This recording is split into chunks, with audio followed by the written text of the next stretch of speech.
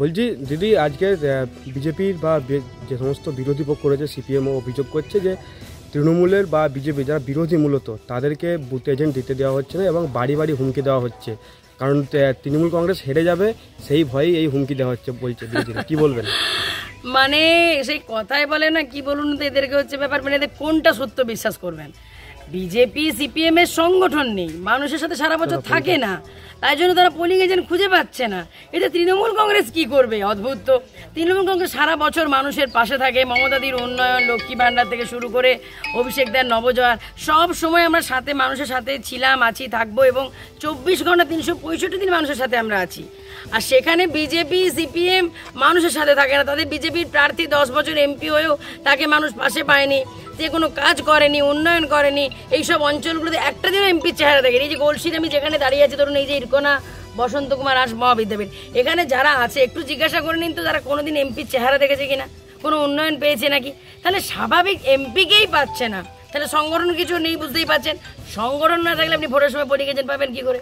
তাহলে নিজেরা হেরে গেছে বুঝতে পেরে এখন তৃণমূল কংগ্রেসের দোষ দিলে চলবে? বিপদে তৃণমূল কংগ্রেস পাশে থাকবে, তাহলে তৃণমূল কংগ্রেস ছাড়া মানুষ পোলিং এজেন্ট কাকে খুঁজে পাবে? তাই তৃণমূল কংগ্রেস বিজেপির কোনো পেছনে লাগেনি। বিজেপি সিপিএম এর সংগঠনের জন্যই বিজেপি প্রার্থীর বা যিনি বিজেপির বিদায়ী সাংসদ তিনি মানুষের পাশে থাকেননি, তাই মানুষ দূরে সরে গেছে, এই আর কি। তৃণমূল কংগ্রেস খুব ঠান্ডা মাথায় ভোট করছে, নইলে বিজেপি ভোট করতে পারতো না। তৃণমূল কংগ্রেস যদি বিজেপির অসভ্যতার পথ নিত তাহলে বিজেপি ভোট করতে পারতো না। আমরা তৃণমূল কংগ্রেস খুব শান্তিপূর্ণভাবে ভোট করছি, আর বিজেপি হেরে গেছে বুঝতে পেরে এসব বিজেপি আর বিজেপির বন্ধু সিপিএম এসব ভুলভাল বলছে, এটা কোনো গুরুত্ব নেই। এই গলসি বিধানসভাতে মানে বিষ্ণুপুর লোকসভাতে কান্না বন্যা বলে একটা জায়গা আছে, সেখানেতে তৃণমূলের এজেন্ট নেই, মানে বুথ এজেন্ট নেই। কিসে বলে তৃণমূলের বুথ এজেন্ট নেই? বুথ এজেন্ট নেই এখন পর্যন্ত শোনা যাচ্ছে। জায়গাটার নাম কি বললেন? কান্না বন্যা।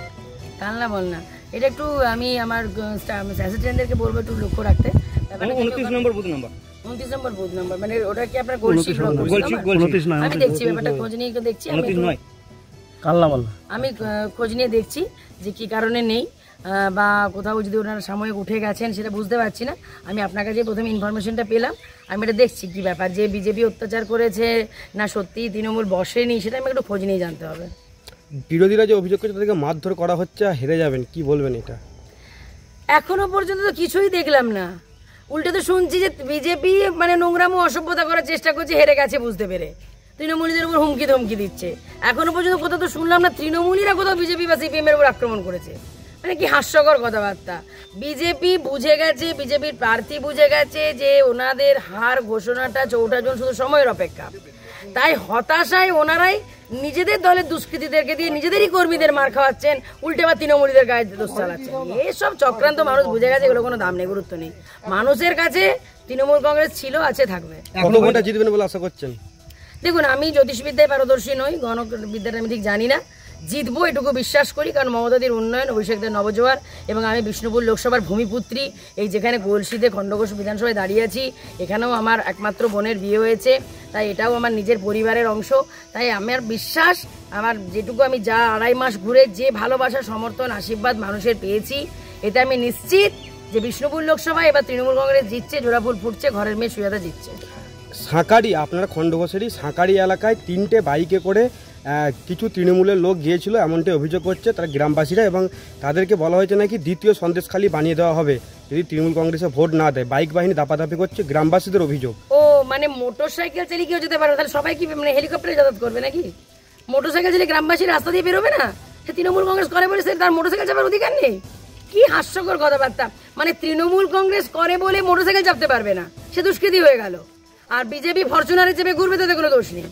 মানে আর একটা কথা আমি বলতে চাইছি, দেখুন, যেটা হচ্ছে যে সন্দেশখালীর প্রসঙ্গটা বিষ্ণুপুর লোকসভায় ভ্যালুলেস, কারণ প্রমাণিত হয়ে গেছে যে সন্দেশখালীর ইস্যুটা বিজেপির ফেক নাটক, এবং মহিলাদেরকে যেভাবে ওনারা মহিলাদের বিরুদ্ধে ওনারা সম্মানহানি করেছেন, যে চক্রান্তের জাল বিরোধী দলনেতা এবং বিজেপিরা করেছে, তার পুরো জালটাই সন্দেশখালীর যিনি মণ্ডল সভাপতি গঙ্গাধর কয়াল এবং শান্তিপুর প্রমাণ করে দিয়েছেন যে সন্দেশখালীতে এরকম কোনো ঘটনা ঘটেনি। মহিলাদেরকে ভুলিয়ে ফাঁসলিয়ে সই করিয়ে মানে এটা বিজেপি চক্রান্ত করেছিল তৃণমূলীদের বদনাম করার জন্য, আর সেটা পুরো ধরা পড়ে গেছে। কিন্তু বিষ্ণুপুর লোকসভায় মেয়েরা সুরক্ষিত, সম্মানিত, গোটা গ্রাম বাংলাতে মেয়েরা সুরক্ষিত, সম্মানিত। এখনো তো গলসি এলাকায় এলেন, কেমন দেখলেন ভোট? খুব শান্তিপূর্ণ, পিসফুলি, মানে মনে হচ্ছে গণতন্ত্রের সর্বশ্রেষ্ঠ উৎসব যে ভোট দান, এবং পৃথিবীর বৃহত্তম গণতন্ত্র ভারতবর্ষ, আর সেই ভারতবর্ষের বাংলার মাটিতে, আমার বিষ্ণুপুর লোকসভার মাটিতে মানুষ উৎসবের মেজাজে ভোট দিচ্ছে। কেউ ভাত খেয়ে এসে দিচ্ছে, কেউ যেয়ে পরে ভাত খাবে, এবং মহিলাদের যে লাইন দেখছি ভোট দেওয়ার, অনেক জায়গায় শুনছি মহিলারা এত সুন্দর ভোট দিচ্ছে যে মানে বাটন দেবে যাচ্ছে আর কি। তো খুব ভালো লাগছে মহিলাদের এই মানে একটা এত সংখ্যক যোগদান। মানে আমার তো মনে হচ্ছে এটা গণতন্ত্রের সর্বোত্তম বড় উৎসব তো এই লোকসভা ভোট, সেখানে যেন একটা মানে ভোটদানের উৎসব, ভোটদানের মেজাজ চলছে একটা, খুব ভালো লাগছে। এটা একটা থাকা উচিত। তো আপনি বলুন, আপনি জিলিপি খেয়েছেন, তার ছবি গেছে, দরকার আছে। একদম একদম, সেটা ঠিক আছে, অসুবিধা নেই।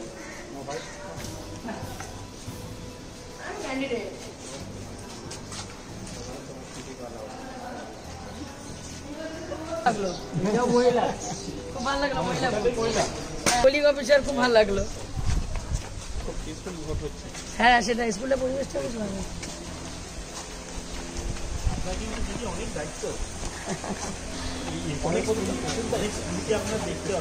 প্রচুর আমার লোকসভাটা আবার একটা পেয়ে গেছি মহিলা।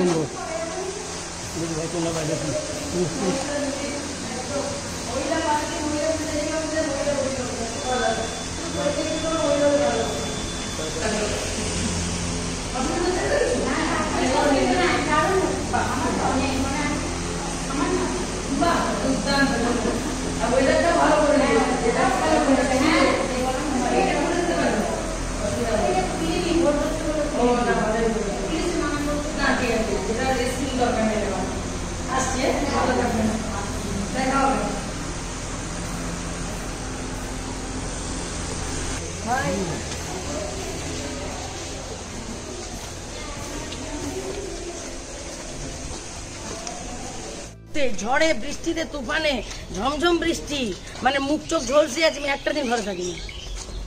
এত বড় লোকসভা চেষ্টা করেছি যতটা পেরেছি কভার করার।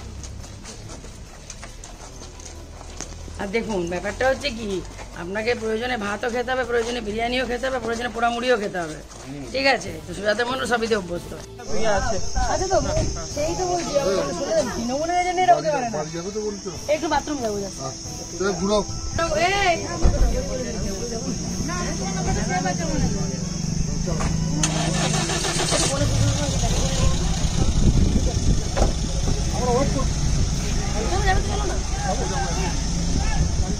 ও আগে মেয়েকে ভোটটা দেবে না।